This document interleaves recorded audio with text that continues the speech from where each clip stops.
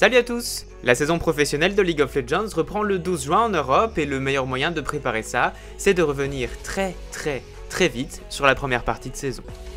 Petit rappel avant de commencer, la LEC c'est 10 équipes qui forment l'élite européenne de League of Legends, évidemment certaines plus que d'autres. Elles se rencontrent toutes 2 fois chacune et jouent 2 fois par semaine.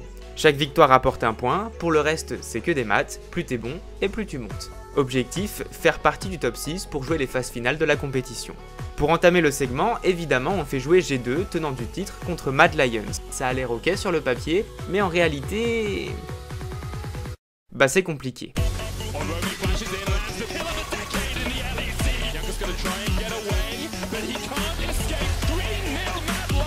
Mad Lions s'attaque très fort et impose un rythme important, mais les fans connaissent le dicton, à la fin c'est toujours G2 qui gagne. Enfin presque. Revenu grâce à des teamfights sérieux, G2 remporte son premier point et prend la tête de la compétition assez logiquement. Pour bien pourrir le suspense dès le début, Fnatic se prend les pieds dans le tapis et perd contre Origen qui a trouvé de vrais joueurs entre 2019 et 2020. Derrière, ça suit bien et un groupe de poursuivants se forme avec Origen, Rogue, Misfits, Mad Lions et Vita... ah non, pas eux. Pour le reste, on commence à comprendre que Forgiven ne sait plus jouer à LoL et que SK Gaming n'a vraiment pas le niveau.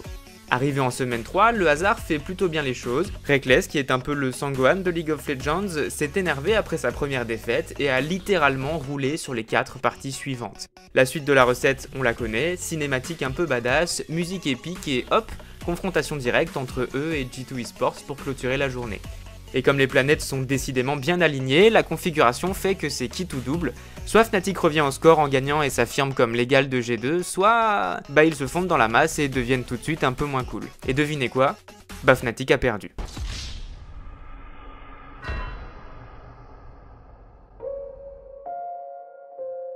The best rivalry in League of Legends right now.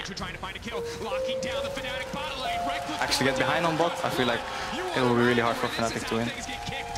Two pickups. Whoa! Hylissang runs for the hills. Not going to go down that easy. Face to work with, but I don't think they can do it. Nemesis now stepping forward. Gangplank, the Vanguard. Something has to be enough. Perks going in. Wimbo! Why are you here?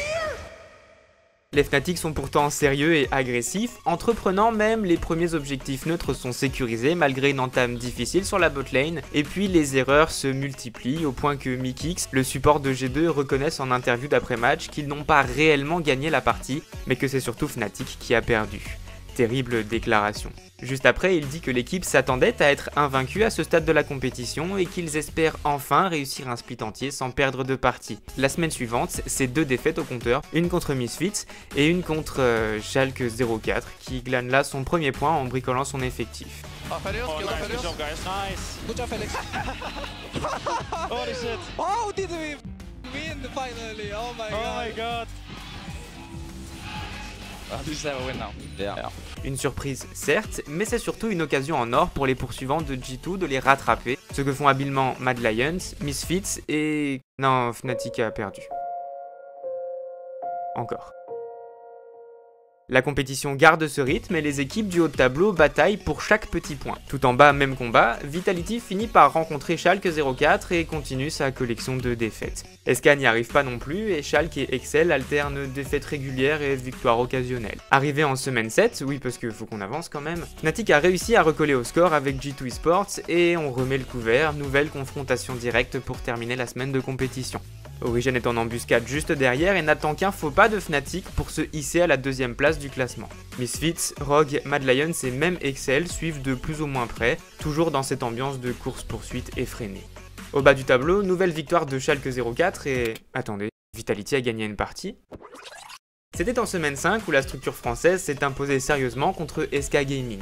Entreprenants et bien groupés, ils ont réalisé de bonnes escarmouches sur des timings importants. SK Gaming a tenu le rythme un moment en essayant même d'imposer le leur, mais de mauvaises décisions sur une course à la base adverse et un mauvais teamfight aura eu raison d'eux.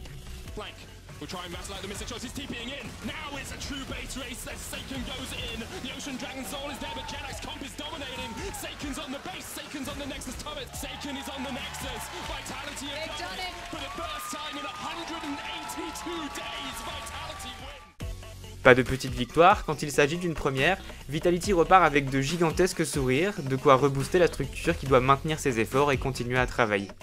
Revenons à notre 7ème semaine de compétition. Vous avez compris la dynamique, G2 Esports est à nouveau menacé par Fnatic après avoir réalisé un autre faux pas depuis les 2 défaites de la semaine 4. Pour la première fois du segment, Fnatic a même l'occasion de réellement passer devant G2 et de prendre seul la tête de la compétition. Match of the week, baby! G2 have no idea G2 that for Whippo forward. is sitting in this brush right now. Camps has QSS Flash. If Whippo goes for it, he can QSS Flash. He does it. He jumps across the wall, but Reckless already going in and with the face breaker. Oh, Camps able to flash away. Gets across the wall. Redemption coming out as Nemesis jumps forward for the fight. Fnatic trying to reset. Camps jumps across. The charm's going to land onto him, but here comes Perkz. Looking for the dive onto the back line as Hillsack is already dead. Perkz drives straight in, but knocked up by Selfmade. In a moment, in a heartbeat, there's the True Shot Barrage coming out as well. And G2 now have a man advantage. Selfmade jumps back in. Perkz alive. There's the Monsoon. Selfmade's going to go down. And the Monsoon just heals up them all. Reckless next on the menu. Only Nemesis left alive. And Caps is staring him straight in the eye and saying, come at me. This could be it, Medic. G2, in the end, after a back and forth game, will take the win over Fnatic. And with it, they claim top spot in the LEC. Évidemment, Fnatic perd encore une fois, G2 est content, petite musique triste, enfin on va pas vouloir faire à chaque fois. Le classement va assez peu bouger pendant les 2 dernières semaines de compétition puisque beaucoup de points vont aller vers les équipes du bas de tableau qui trouvent enfin les bons ajustements. SK Gaming bat Excel Esports, puis Rogue qui perd également contre Schalke 04 et Vitality prend même un point à Fnatic. Le classement final est donc dressé et l'ordre des qualifiés pour les phases finales est le suivant: G2 Esports, Fnatic, Origen, Mad Lions, Misfits et Rogue. Fin de saison pour les 4 autres équipes. Les 6 équipes sont réparties de la manière suivante pour la première partie des playoffs où chaque rencontre se gagne au meilleur de 5 manches. Enfin, en best of 5 quoi, des BO5, bref. Rogue élimine Misfits en ne concédant qu'une manche, alors qu'Origen se présente face à Fnatic fort d'un certain avantage psychologique depuis le début de la saison. Constant, les hommes d'XPK ne parviennent cependant pas à se défaire de leurs adversaires et ne remportent qu'une seule manche.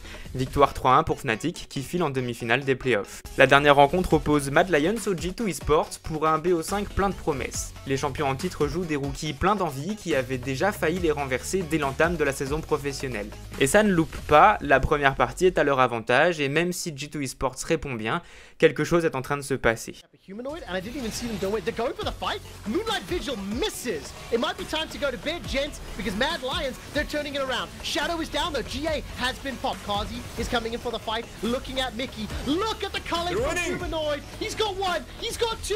G2 are losing. G2 are losing. They are 1 game away from being pushed to the losers bracket. Mad Lions 2-1 up. Les deux équipes se rendent les coups dans un BO5 très intense et au bout de 4 parties, égalité parfaite. G2 Esports will force a deciding game. La 5e rencontre est très équilibrée, les objectifs neutres vont aux Mad Lions, là où G2 Esports compense à peu près en tombant les tours adverses. Un trade est pris en milieu de partie par les G2 qui laissent le Baron Nashor aux Mad Lions pour prendre l'inhibiteur bot et les 2 tours du Nexus. Une opportunité qui va créer une tension constante autour d'un split push potentiel que les G2 Esports vont tenter à plusieurs reprises, jusqu'à... Oh. Temper Fate buys time. He's on the Nexus. What's the Nexus? Starting to go low. There the Dallas pushing in. Caps. Yes. No, Caps. He bounces. They almost got the kill. It's not enough. Mad Lions. They turn it around. Oh my word. Échouer et perdre la partie. Victoire 3-2 pour Mad Lions. Mais comme le système des playoffs est fait pour que, même en perdant, G2 puisse gagner, c'est l'opération remontada qui est enclenchée pour la structure d'Oslot. Ils tombent facilement Origen au rattrapage, puis rencontrent une nouvelle fois Mad Lions, éliminés eux-mêmes du tour suivant par Fnatic. Ils n'en font cette fois pratiquement qu'une bouchée, et devinez quoi, la finale se joue entre suspense, roulement de tambour, oh là là, Fnatic et G2 Esports. Je ne vous redonne pas la recette faite de cinématiques, d'introductions absolument épiques, de musique incroyable, mais sachez que toute l'Europe vibre à l'annonce de ce BO5, parce que certes, en championnat, Fnatic a peu de marge de manœuvre contre G2 Esports, puisque la moindre erreur se paye cash, mais dans une confrontation en 3 manches gagnantes, il leur est possible de manœuvrer plus confortablement, de tenter des choses et...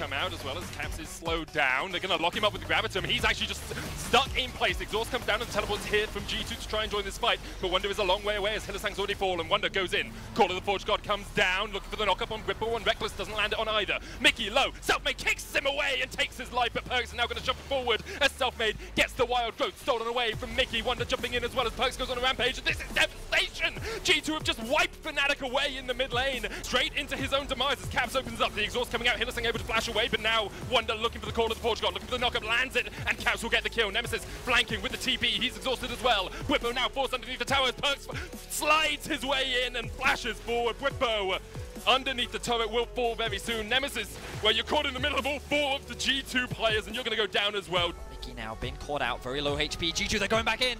G2 looking for the re-engage as Hylissang has stepped a little bit too far forward. Caps can't find the moonshot, but Hylissang is getting chunked out. He's almost dead. He's done. G2 are your Spring Split champions. On s'arrête là, défaite 3-0 de Fnatic qui a tenté quelques trucs mais n'avait vraiment pas le niveau en termes de gestion de la carte et d'objectifs. Ajoutons à cela quelques erreurs individuelles et on obtient une finale sacrément rapide et plutôt décevante pour le public. Quand ça va aussi vite, on n'a pas forcément à meubler 15 plombs, G2 Esports est champion d'Europe du Spring Split.